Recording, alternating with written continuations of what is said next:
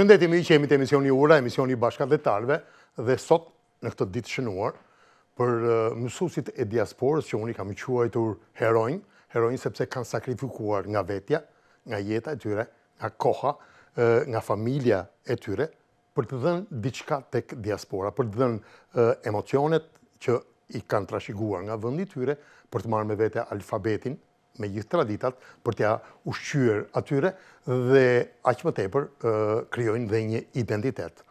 Dhe këto heronj tashmë janë bërë të shumët. Kanë marrë vlerësimin e tyre gradualisht, por tashmë jemi në një moment incandescent. Do donim që t'i uronim ato për këtë 7 mars, për ditën dhe heroizmin e tyre. Unë e quaj heroizëm, ndoshta dikush edhe buzëqesh, por ajo që mua më intereson, ose e vlerësoj jashtëzakonisht, është ajo që ata i japin kombit. I japin kombit në distancë, dhe ne tashmë krenohemi me diasporën tonë, të jeni të bindur falë mësuesve dhe atyre që kanë dhënë për Shqipërinë, për veten dhe për trashëgimtarët tonë. Unë sot, për të komunikuar me diasporën, njëkohësisht edhe për të sjell eksperiencën e vetë si mësuese, kam sjell Oriana Osmanin, zëvendësministre e Arsimit dhe Sporteve, një mësuese e cila është udhëhequr gjithmonë nga pasioni, udhëhequr nga profesioni i saj, duke ushqyer me pasion dhe me dijen e saj, me mrekullinë që i jepte, atmosferën që krijonte në mësim, kalonte tek nxënësit me një lloj ndjesie për të nxënë, për të marrë, për të kthyer ata në pjesë të letërsisë dhe në pjesë të asaj që duam ne, kualitetit të kulturës shqiptare që ka. Dhe unë e falenderoj Oriana që ka ardhur sot në emisionin Ura për të komunikuar me diasporën, sepse kam përshtypjen që shumë vlerë i kanë dhënë edhe arsimit shqiptar mësuesit e diasporës. Unë ju falenderoj shumë për ftesën në këtë ditë të veçantë të 7 marsit dhe tek ju dëgjoja në fakt ju i cilësuat si heronj, kurse unë do t'i cilësoja si misionar të dijes, sepse ata bëjnë vërtet, kanë një mision të madh përpara vetes së tyre, sepse në një vend të huaj duhet të ruajnë traditën edhe gjuhën shqipe me të gjitha ato çka ju fal kombi i tyre. Dhe për ta ndezur patjetër këtë dashuri të madhe, duhet të kesh misionar, duhet të kesh heronj, të cilët sakrifikojnë dita ditës. Vetëm ata e çojnë para. Është absolutisht e vërtet. Nuk e di pse në mendje tek ju dëgjoja pse më vinte fjala pikërisht ata rilindesit e dikurshëm që sakrifikonin vetëm për të mësuar gjuhën, traditën që i karakterizon shqiptarët në fakt për vite e vite e shekuj me radhë. Në fakt, rilindasit në kushte shumë të vështira. Shumë. Këta janë rilindas modern për Shqipërinë. Në kushte në një epokë digjitale, por që po bëjnë e po kryen atë çka në fakt mësuesia është, sepse mësuesia është mision, nuk është thjesht profesion. Qartë. Ti kërkosh një mësuese të flasë për profesionin e vet, patjetër do filloj të ndaj cilësitë. Filloj të t'i organizoj ato dhe t'a madhoj profesionin e mësuesit, t'a madhoj. Ka disa cilësi cilët ne i kemi parë tek mësuesit tanë. Edhe arti ynë nëpërmjet filmit, muzikës, dramës, gjithë mësuesin e ka pas në qendër. Në qendër jo si misionar i kulturës, po si në qendër si subjekt i familjes. Ti e ke ndier veten pjesë e familjes në gjithë nxënësve. Në fakt, në karrierën time numëroj shumë nxënës, edhe jo vetëm kam luajtur rolin e një mësueseje, por kam hyrë ndoshta edhe në familjet e tyre për të kuptuar pak më shumë, kur ndonjëherë nuk i shikoja ashtu siç unë mendoja që duhet i shija, kur i shikoja të shqetësuar, kur ndonjëherë sytë e tyre uleshin edhe nuk më shikonin drejt për së drejti, atëherë do të më duhet të kuptoja çfarë fshinin atë sy, çfarë kishte ai shqetësim në fytyrën e tyre, edhe besoj se jo vetëm që janë bërë pjesë unë, por më kanë bërë pjesë me gjitha ato që kanë ndodhin brenda klasës, brenda shkollës, brenda jetës së tyre. Dhe ndoshta sot në këtë 7 mars numëroj me qindra mesazhe të ish nxënësve të mi, por edhe të prindërve të tyre, që në fakt është kënaqësi shumë e madhe të marrësh vlerësim prej tyre, ndërkohë që tashmë ata kanë mbaruar gjimnazin, sepse ti kupton që ti ke ndikuar në jetët e tyre, ke ndikuar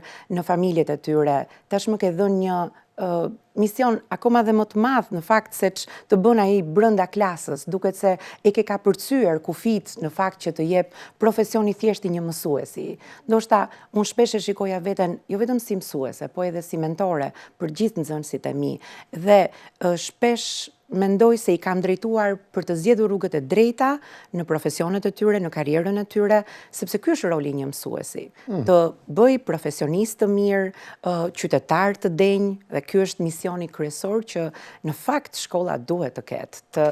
Në përfundim të arsimit para universitar, ne duhet kemi qytetar që t'i shërbejnë kombit.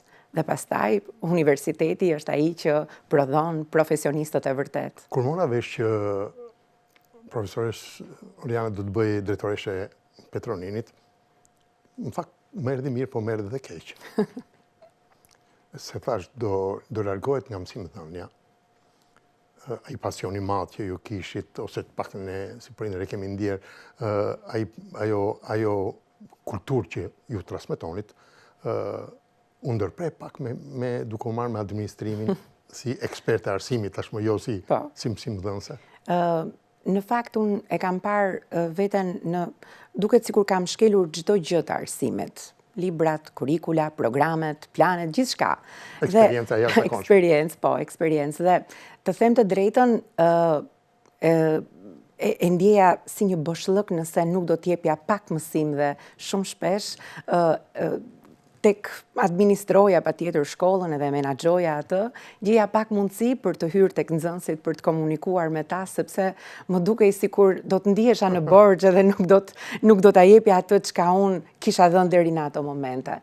Mësuesia për mua është një vokacion, është një pjesë e brendshme e imja. Unë ato çka ju thosha nxënësve të mi, sepse sot nuk është një profesion kaq i kërkuar mësuesia, edhe pse ne duam të kemi më shumë. Është i respektuar ama. Absolutisht. Ai mësues që ka ditur përmes integritetit, dinjitetit të tij, përkushtimit, pasionit, frymëzimit, motivimit, patjetër që do të jetë i respektuar. Një mësues i tillë, një profesionist i tillë, gjithmonë do të ketë nderim dhe respekt nga çdo nxënës që ka dhënë një kontribut sado të vogël, por unë jam shumë e bindur që çdo njëri prej atyre mësuesve e gjen veten të respektuar edhe dinjitoz në shoqëri. Ajo që do desha se mësuesin e kemi si ëndër, e kemi si idhull, secili ka monumentin e mësuesit në kokë. është një pandarësi nga ajo figurë. Megjithatë, janë disa cilësi, të cilet unë do doja ti ndanim bashkë me publikun. Unë kam parë disa cilësi të cilat ndikojnë shumë në formimin e nxënësve. Është dituria dhe profesionalizmi ai që ka. Si e konceptoni këtë? Sigurisht janë thelbësore. Një mësues i mirë do të thotë që duhet ta njohë shumë mirë atë çka do t'japi dhe profesionalizmi në fakt ka të bëjë me mënyrën se si do të shkojë tek nxënësi. Kjo është shumë e rëndësishme. Është pjesë e talentit të tij. Është pjesë e talentit të tij dhe kjo e bën atë pa diskutim të suksesshëm. Profesional është ta kuptosh mirë kë ke përballë dhe mënyrën se si do të shkojë tek secili prej tyre. Dhe vetëm në këtë mënyrë ai do të jetë i suksesshëm. Një pikë tjetër që unë ja kam vlerësuar mësuesve është durimi dhe përkushtimi. Dhe në kohët e sotme, në fakt durimi është një nga cilësitë, të themi të drejtën, më i kalitur e më i spikatur tek mësuesit tanë, sepse brezat ndryshojnë, sigurisht që fëmijët edhe nxënësit patjetër vinë në mënyra të ndryshme. Shpesh kemi patjetër nxënës të cilët janë shumë të ethshëm për të marrë dije, po ka dhe nga ata të cilët nuk janë kaq. Edhe mësuesi duhet jetë shumë i duruar pikërisht me këtë grupin e këtyre nxënësve, derisa t'i bëjë ata që ta duan edhe të besojnë fort tek edukimi. Përkushtimi pastaj është pa diskutim një cilësi të cilën mësuesi duhet ta ketë. Të gjitha profesionet duhet ta kenë përkushtimin, por mësuesi më shumë se çdo kush. Sepse një mësues i përkushtuar do të thotë që të bëjë nxënës më të mirë. Atëre, ajo që më duket thelbësore është komunikimi dhe empatia që mësuesi e ka. Në ditët e sotme, në fakt, ky termi empati duket sikur na shoqëron të gjithëve, duhet jemi empatik. Ashtu siç e thash pak më herët, përkushtimi është një cilësi të kuptosh atë që ke përballë, të vishesh në këpucët e tij, të kuptosh çfarë është duke kaluar, është një cilësi që nëse mësuesi e ka, patjetër që e bën atë më të suksesshëm. Dhe sigurisht që komunikimi është çelësi e artë. Një mësues që komunikon mirë, një mësues që di të përdori gjuhën në shërbim të profesionit, patjetër që do të jetë i suksesshëm. Profesor, është mësuesi motivues dhe frymëzues, është i veçantë apo është cilësia e secilit mësues? Unë në fakt sot kam një eksperiencë shumë të bukur me një mësuese nga një prej gjimnazeve më të mira të Tiranës, në fakt, e cila më tregonte me një pasion për një skuadër aq të bukur në fakt London po e them ishte kimi dhe mu duk gati e çuditshme. Në shkencë kishte një skuadër të cilën e përgatiste për Olimpiadën e kimisë dhe në fakt ishte fantastike që ti shikoje përmes atyre fotografive, përmes të gjithë një rrjet social i cili ishte në shërbim të pikërisht të këtij grupi dhe duke i qartë që i kishte motivuar dhe frymëzuar këta nxënës për të ndjekur rrugën e shkencës dhe ku ka më bukur se sa një mësues të ketë një ekip të tillë. Një mësuese që të lë pas profesion e vet, është mësuese tepër arrir. Pa diskutim. Dhe këtë ju ja keni lënë shumë nxënësve të letërsisë. Mban mend njerëz që të falenderojnë për këtë? Fëmijë, student? Ka shumë. Ndoshta edhe për faktin që për gjatë kohës së pandemisë unë shërbeva në RTS shkollë dhe pothuajse kam mbajtur gjithë programin e gjuhës shqipe dhe letërsisë nga klasa e 10 në të 12 dhe jam kaq e gëzuar ndonjëherë kur më vijnë mesazhe nga numrat pa njohur ose nga akaunte të cilat nuk i kam parë ndonjëherë dhe më falenderojnë për mënyrën se si kam shpjeguar, që kam lënë një gjurmë edhe pse nuk i kam patur nxënës dhe nuk ka qenë fare e lehtë ajo punë sepse tek e fundit unë e kujtoj mirë si eksperiencë kur shpjegonim, nuk kishim klasën që të merja aprovimet e kokave të tyre, por kisha thjesht një kameraman që dëgjonte me ëndje tek shpjegoja dhe një eksperiencë e mrekullueshme. Një eksperiencë e jashtëzakonshme dhe më vjen shumë mirë që ende shikohen videot edhe duket se ja kanë dalë faktit. Po, ja kanë dalë faktit për të shërbyer në arsim. Cilësi që më duhet ta vlerësoj jashtëzakonisht është drejtësia dhe integriteti që mësuesi ka. Si e mendon një cilësi që të gjithë nxënësit kërkojnë drejtësi nga mësuesi? Në fakt, kohët e fundit, unë kam një histori që e kujtoj shumë shpesh, të them të drejtën, sepse vjeshim në vështirësi ndonjëherë kur na duhet të vlerësonim, edhe ndonjëherë e falim kollaj 8-ën, por nuk e falim kollaj 10-ën. Dhe ata nxënësit e 10-ës, domethënë e mora drejtësinë për ta parë në këtë aspekt, po sigurisht vlerësimi është drejtësi. Patjetër. Dhe e kujtoj shumë mirë një nxënëse që afrohet tek tavolina e mësuesit edhe më thotë sa kollaj e vut 8-ën mësuese, po mua nuk më dha 10-ën. Edhe në fakt e pash në sy me thënë të drejtën për t'i dhënë një përgjigje të argumentuar. Po, për t'i dhënë një përgjigje të argumentuar edhe pastaj u mendova dhe i them, po ti nuk ke nevojë për 10-ën time të pamerituar, ti ke nevojë për 10-ën time të merituar. Dhe në fakt, dalim tek ai motivimi, kjo duket se e ka motivuar shumë. Integriteti, besoj, është një nga cilësitë që mësuesi duhet ta ketë. Një mësues me integritet do të thotë të zotëroj klasën, të zotëroj shkollën, që nesër ata nxënësi që do ta përshëndesin të kuptojnë qartë që ishte një nga mësueset me integritet që duket se më ka edukuar këtë cilësi që në fakt në shoqërinë e sotme e gjejmë, nuk e gjejmë. Megjithatë është në formë tjetër. Po sigurisht, patjetër. Kreativiteti dhe përshtatshmëria e mësuesit tashmë është vënë fokus. Sot në fakt, sidomos me ndaljen e metodave të reja të mësimdhënies, mësuesit i takon që ta ridimensionojë profilin e tij.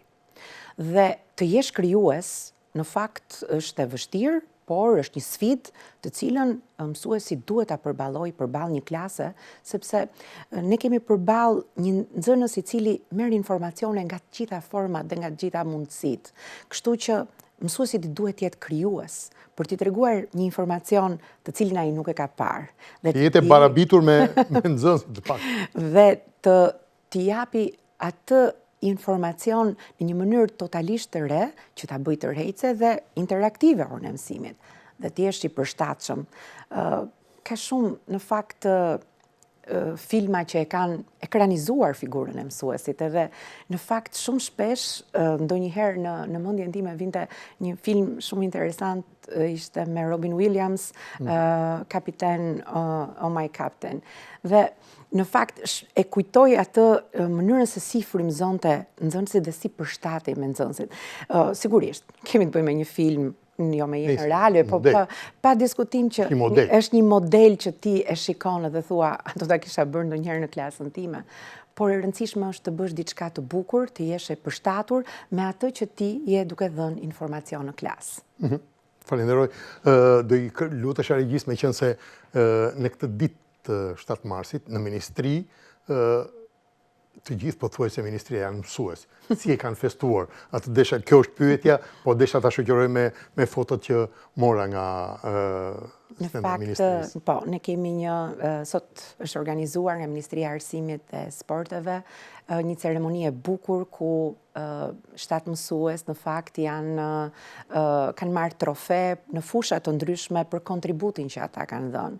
Dhe sigurisht në fakt kam qenë e gëzuar sepse ka patur një shpërndarje shumë të mirë po themi në të gjithë Shqipërinë, ka patur mësues të vlerësuar, të cilët entuziast për rolin edhe për çmimin që ata kishin marrë, por sigurisht edhe si për të shërbyer si një motivacion për punën e tyre në atë çka ata bëjnë në përditshmërinë. Ne kishim mësuesi mjeshtër në shkencë, mësuesi mjeshtër i gjuhës shqipe, mësuesi i promovimit të talenteve, i këshillimit orientimit të karrierës, mësuesi i sporteve, mësuesi i pra kishte çmime të cilët në fundit i takon atyre. Sigurisht. Dhe ishte kaq e bukur një ceremoni e thjesht sigurisht vlerësuese, por tek dëgjoja mësuesit që thoshin, në fakt ky çmim është për të gjithë kolegët, sepse në fakt sot të gjithë mësuesit janë heronj, të gjithë mësuesit sfidojnë kohën, sfidojnë veten, edhe ju takon një çmim sado i vogël edhe përmes fjalës për të vlerësuar punën e tyre.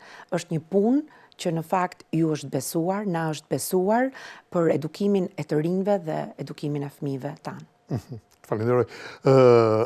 Mësuesit diasporës vazhdimisht janë trajnuar. Janë afruar nga ministria, kanë bërë grupet, KKD-ja, ka krijuar edhe mundësira për të trajnuar edhe në distancë edhe direkte. Në moment që emërtojnë në mësues, majnë tjetër personalitet. Është e vërtet. Dhe në fakt ata janë mbështetur nga Ministria e Arsimit përmes trajnimeve, moduleve të ndryshme, librave të cilat ofrohen nga Qendra e Diasporës dhe sigurisht që Ministria e Arsimit patjetër që ka qenë e gatshme për të ofruar ndihmën për çdo gjë që atyre ju nevojitet, sepse ne e konsiderojmë punën e tyre si një mision të veçantë. Qartë. Prandaj unë i quaj heroj, sepse ajo veçanti i bën edhe njerëz të sakrificës. Patjetër. Tashmë sakrifica do shpërblet. Janë mësuesit për Greqinë. Për Greqinë filloi në Zvicër, në Gjermani, në Turqi, shteti atje kujdeset. Aty ku nuk kujdeset shteti Greqi, Itali, Francë, besoj se Tjetër, është në vëmendjen e qeverisë shqiptare, Ministrisë së Arsimit, ashtu siç ndodhi me Greqinë, besoj se të gjithë ju e keni parë, ishte një vizitë e kryeministrit, por një vlerësim i asaj çka ata kanë bërë gjatë gjithë këtyre viteve. Ju e njihni mirë e dini. Historiana, unë po të them vetëm një gjë. Kryeministri ka shkuar dhe herë të tjera. Entuziazmi që ka pasur diaspora e Greqisë në vlerësimin e mësuesve ka qenë i jashtëzakonshëm. Unë këtë impakte kam marrë jo vetëm nga mësuesit, po e kam marrë nga gjithë përfaqësues diasporës dhe pikërisht vlerësimi i mësuesit, si duket që nga thelbi i marrëdhënies. Sepse është një figurë kryesore. Ju e thatë pak më herët, mësuesi hyn kudo, hyn në të gjitha familjet, çdo nxënës do të tregojë për atë çka ndodh brenda klasës, por mbi të gjitha. Le të kthehemi pak tek ajo çka ata bëjnë. Ata mësojnë gjuhën shqipe, traditën, zakonet, kulturën dhe të ruash zakonet, kulturën, traditën, pa diskutim që është një mision i vyer që duhet shpërblyer në të gjitha format. Një mësues i shkëlqyer nuk është thjesht një transmetues dijesh, por një mentor, siç e thatë ju, një mentor që ndikon dhe formimin e karakterit dhe suksesit të brezave të ardhshëm. Po për rolin e mësuesit në Shqipëri, e keni parë në zhvillimin e tij, si ka qenë ai mësuesi me dëshirën e madhe, tashmë mësuesi profesionist dhe ekselent. Ka një grafik apo jo? Po, pa diskutim. Ka një grafik në zhvillim, edhe kjo vjen patjetër përmes trajnimeve të shumta që ofrohen. Unë do të thosha që tashmë në kuadër të reformave që janë ndjekur dhe janë ndërmarrë nga Ministria e Arsimit dhe Sportit, ne kemi programin për zhvillimin profesional të mësuesve. Në fakt, vitin e kaluar janë trajnuar gati rreth 18.000 mësues dhe do të vazhdojnë të trajnohen po këtë vit kjo shifër përsëri me metodat më të reja të mësimdhënies se ato çka ju nevojitet atyre. Po sigurisht nga Ministria e Arsimit janë shtuar edhe 2 role të reja në shkollë, është mësuesi koordinator dhe mësuesi koordinator pra për cilësinë dhe koordinator për karrierën. Dhe do të thosha për sa i përket një reforme të re që ka të bëjë me kualifikimin e mësuesve, pikërisht me atë diasporës ka nevojë kualifikimit vazhdueshëm. Kualifikimi vazhdueshëm që në fakt në Shqipëri aktualisht ne jemi në përfundim të procesit, sepse tashmë do të fillojnë testimet për mësuesin që ka 3 vjet, më pas kemi edhe ata mësues të cilët kanë 8 vjet në karrierë dhe 15 vjet në karrierë. Sigurisht që kjo është një reformë e re që ka patjetër ndikim shumë të madh tek mësuesit, por njëkohësisht edhe për shpejtimi i procedurave të titujve që ata marrin në karrierën e tyre. Zysh, nxënësit kanë marrë dhe nga mësuesit edhe nxënësit e diasporës marrin identifikim. Ato identifikohen si shqiptar, sepse mësojnë gjuhën. Këtu ka cilësi edhe midis gjimnazesh. Gjimnazi i Vlorës ka një medianare i Shkodrës tjetër, gjimnazi i Durrësit, pra kanë emrat, emrat e gjimnazeve i bëjnë plejada e mësuesve apo nxënësit e dalë prej saj. Në fakt, unë do të thosha që një gjimnaz identifikohet sigurisht nga mësuesit që aty janë, ata që japin mësim. Shpesh prindrit kërkojnë gjimnaze të mira ose shkolla nëntëvjeçare të mira, edhe se këtu është një mësues, se këtu është një mësues i mirë ose këtu ka mësues të mirë.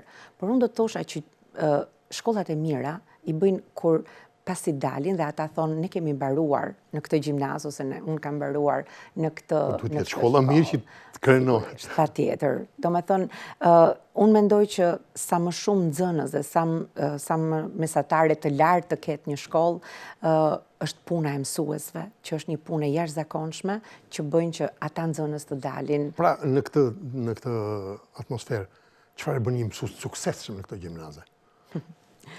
Ato cilësit që thamë, apo ka dhe diçka të veçantë? Ato cilësit që thamë në fakt është gjithçka që duhet ta karakterizoj një mësues. Por mbi të gjitha, unë do të thosha që ai mësuesi i mirë duhet ta ketë brenda vetes të qenit mësues.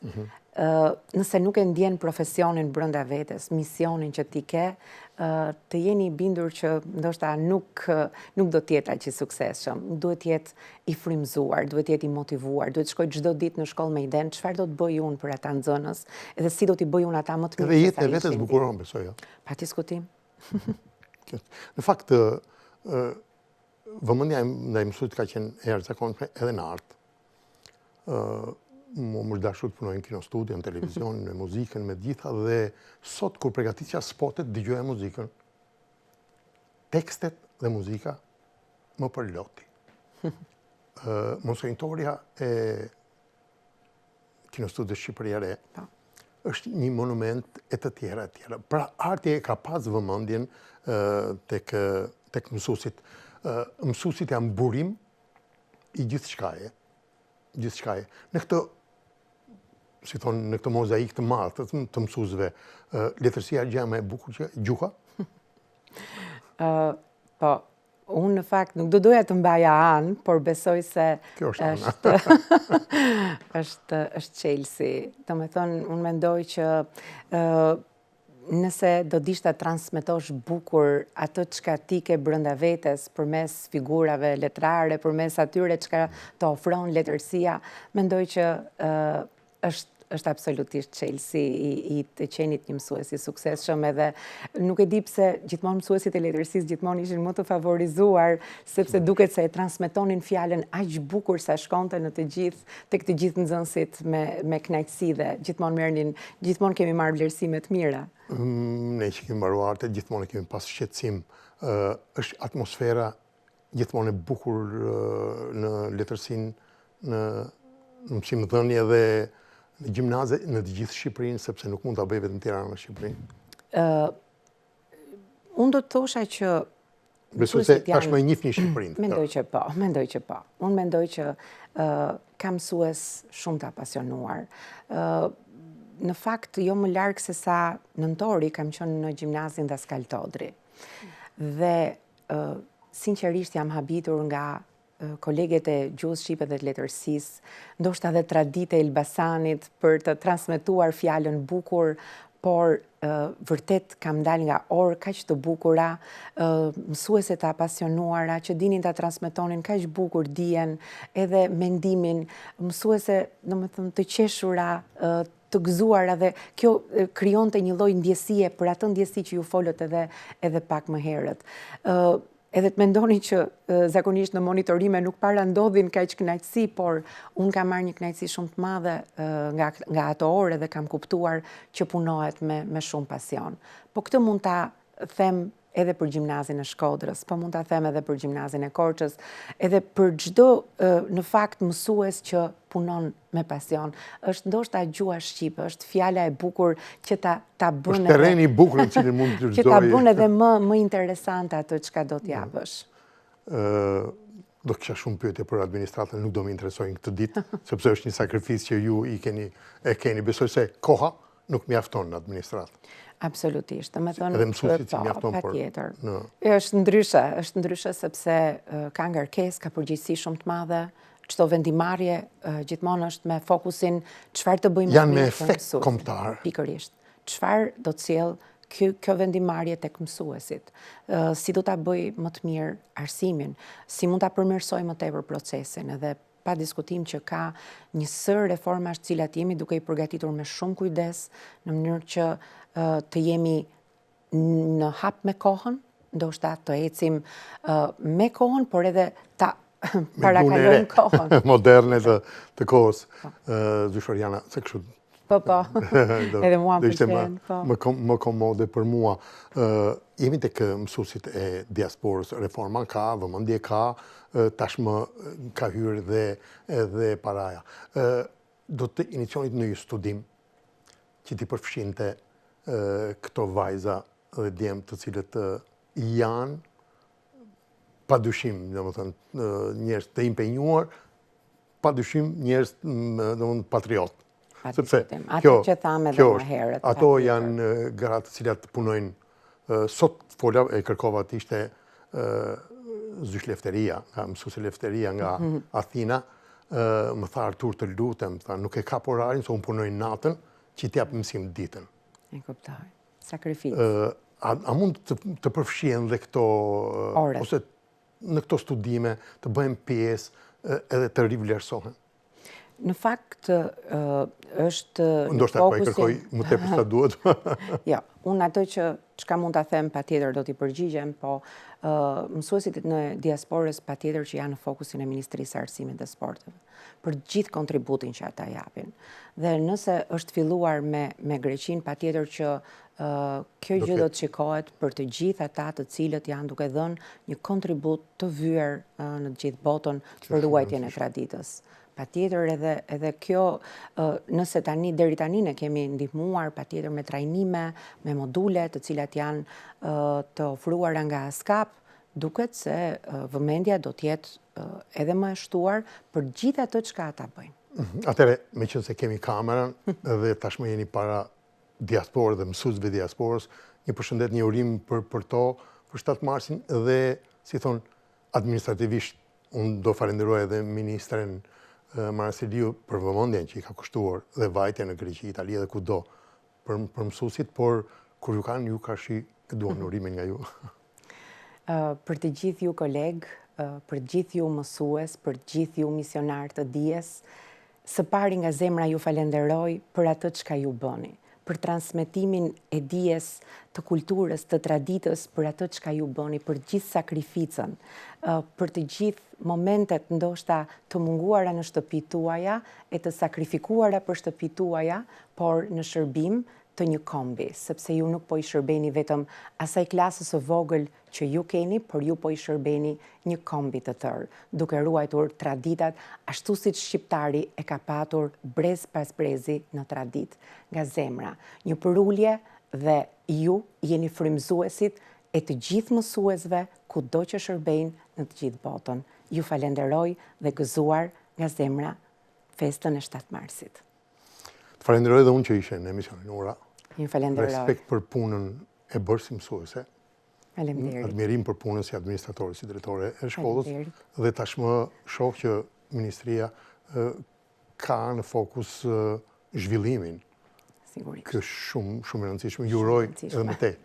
Ju falenderoj. Të dashëmi që duke u shkëputur nga zonja Osmani, që është zotës ministre e arsimit dhe e sporteve, erdhi për të ndarë ose për të përshëndetur mësuesit dhe diasporën, ne do kalojmë në pak diçka që mësuese Teuta Tabaku, një mësuese jashtëzakonisht e vlerësuar, e përkushtuar dhe nuk doli vetë. Më tha, dua 2-3 nxënës të cilët kanë mësuar shqip, janë fëmijë që kanë dhe prindrit i kanë lindur në Turqi dhe tashmë ata flasin shqip. Ndjekim ata, pastaj do shkojmë në Londër.